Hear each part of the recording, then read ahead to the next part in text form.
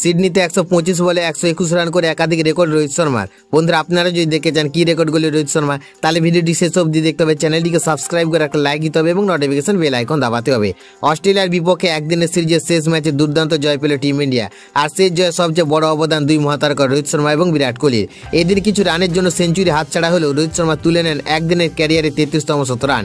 অ্যাডিলেডে 73 রানের পর সিডনিতে রোহিতের এই সেঞ্চুরি যেন রেকর্ডের বৃষ্টি নামিয়েছে। সিডনিতে অজিতের বিরুদ্ধে লড়াই রোহিত খেলেছেন 121 রানের অনবদ্য ইনিংস। 125 বলে খেলে 13টি চার এবং 3টি ছক্কা হাঁকিয়েছেন।